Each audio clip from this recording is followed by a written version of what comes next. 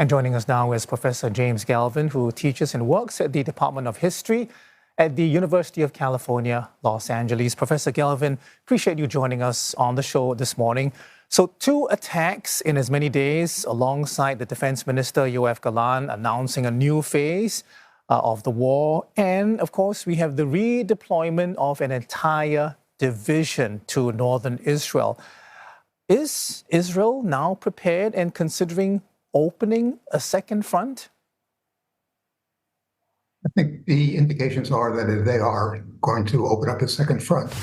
The cell phone attacks, the attacks that were done over the last 2 days are either a provocation for Hezbollah on the one hand, or they are the opening round to destroy command and control of Hezbollah on the other hand. The professor, some experts see this as a tactical success for Israel, but that Hezbollah won't be deterred. What is your assessment? Can Hezbollah recover from these setbacks?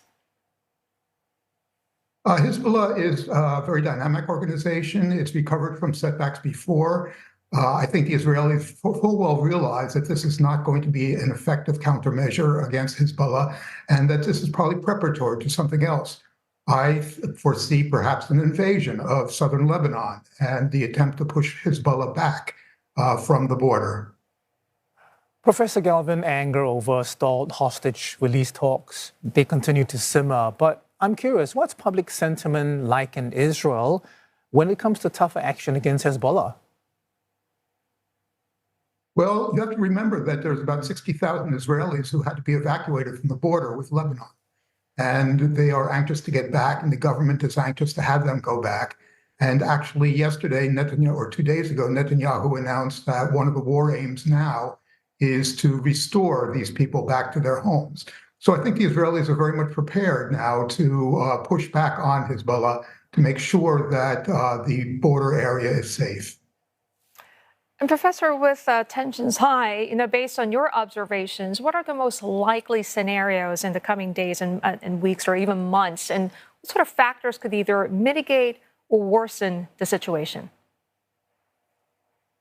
Well, if Hezbollah decides to retaliate for what happened over the last 2 days, I think that the Israelis are going to respond with a great deal of force.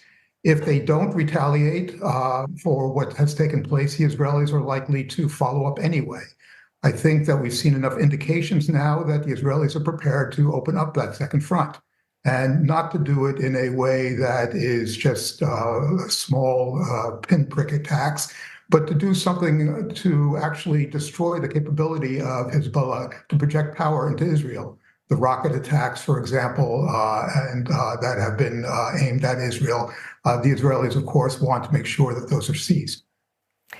Professor, and also talk to us about the role of the U.S. We know that Mr. Blinken is in Egypt, and he says that the U.S. was unaware of these pager blasts. How might the U.S. involvement, or a lack thereof, in Israel's military decisions affect its credibility, its leverage in brokering a ceasefire or de-escalation in Gaza and Lebanon? Well, the United States doesn't have very much leverage over Israel because of domestic situations, considerations, because of other considerations as well. Netanyahu's going his own way and basically will continue to go his own way. So I don't foresee that the United States has any capabilities. Now, the United States is spinning its wheels with the ceasefire negotiations that they're attempting to do. If the United States, if the Hezbollah-Israel situation is to be calmed down, it could come only through a ceasefire, and then Hezbollah would stand down. But the Israelis are not anxious for a ceasefire. The Hamas is not particularly interested in a ceasefire on Israeli terms. The Israelis will only accept a ceasefire if it's temporary. The Hamas will only accept a ceasefire if it's permanent. And so what we have is a series of contradictions here that they both can't have it their way. Professor Galvin, Anthony Blinken made his 10th visit to the region in hopes of securing a ceasefire. Choosing not to stop by in Israel, I want to ask you about the optics and perhaps the messaging there from the U.S. to Israel and whether or not, it's going to make a difference. I don't know if there are any optics to that. I don't know whether or not this was intentional, an intentional snub. I do know that the United States and Netanyahu are not getting along, haven't gotten along for quite a while. Biden has made statements to the effect that the Israelis are not really interested in a ceasefire, are not really interested in de-escalating the conflict. And so the United States is sort of spinning its wheels now, trying to figure out exactly what it can do to put pressure on one side or the other. We don't have much leverage at this point. The United States is not going to cease supplying Israel with weapons. That's something that is a political disaster in the United States. And so therefore, all we have is to lean on Netanyahu, which hasn't worked in the past. You have to remember, Netanyahu is fighting for his freedom here.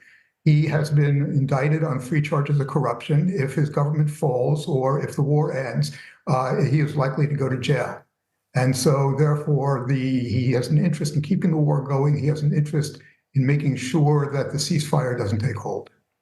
All right, these issues aside, Professor, can either Israel or Hezbollah afford an all-out war? 2006 was catastrophic for both, but in particular, the Lebanese. Well, yeah, I mean, that's the problem. The Lebanese are being held hostage. And the Lebanese right now are undergoing a massive economic problem that the IMF has said is the 3rd worst economic disaster in the last 200 years. So the Lebanese population can't take the sort of destruction that went on during the 2006 war, which would likely take place again. So therefore, Hezbollah and Israel will be pretty much, sort of like fighting over the Lebanese. Hezbollah itself is an organization that is truly imbricated in the Lebanese population. It is a social service organization. It runs schools, it runs hospitals, it runs various things like that. So that basically it is going to be impossible to destroy. And the Hezbollah can always flee north and then come back down, infiltrate down after the Israelis leave. It took the Israelis from 1982 to 2000 to get out of Lebanon the last time. All right, Professor, I'm afraid we'll have to leave it there for now, but thank you very much for your insight this morning. Professor James Galvin of the Department of History at the University of California, Los Angeles.